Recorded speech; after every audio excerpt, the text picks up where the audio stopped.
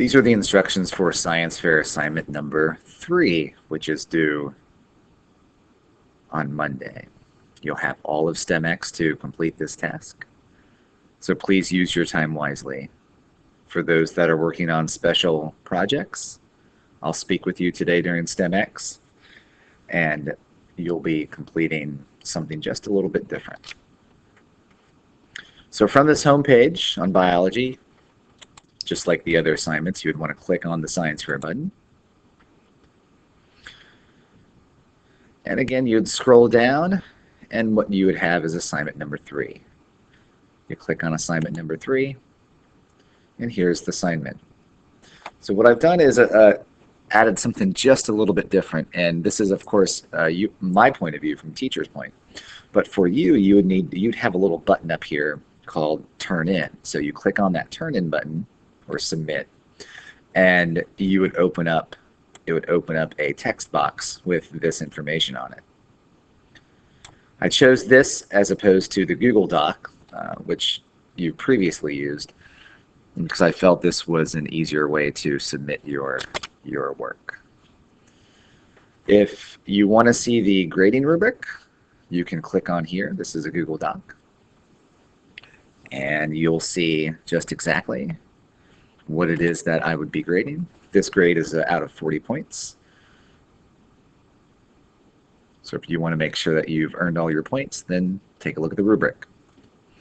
Something else I might do, and this would probably help you with future, here's the rubric right here. I'll come back to that in a minute. But just something else that I would recommend you do just for your own records, and it would be easier to keep track of this assignment for the purpose of making assignment number 4, which is your research plan.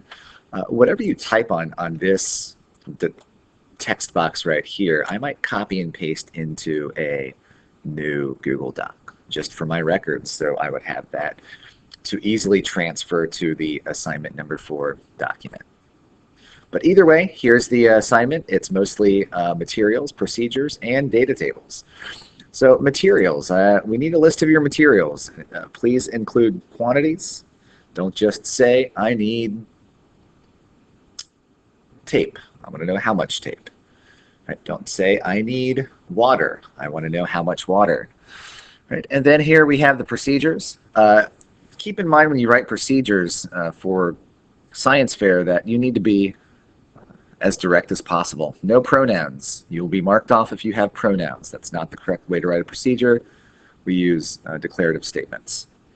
But the procedure should begin with your hypothesis in mind, and also understand that sometimes you will amend this procedure for your final paper, just based on how your Science Fair goes. I mean, modifications are quite normal as you go throughout the process. You just keep record of those modifications and submit that later on with your paper. So this is just a plan. These are your planned procedures, which can change as you go throughout your experiment when you've been fully approved. So the procedure, again, should be written in enough detail that anyone can repeat it. It's like a recipe almost. It doesn't need to mention obvious activities like going to the store or taking out the materials. You can omit those types of procedures. We just need to know the important details to actually do your experiment or to build your product.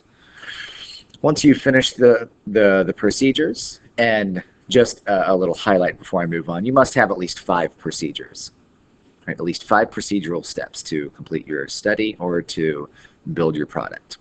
But if you scroll down here, we have proposed data tables.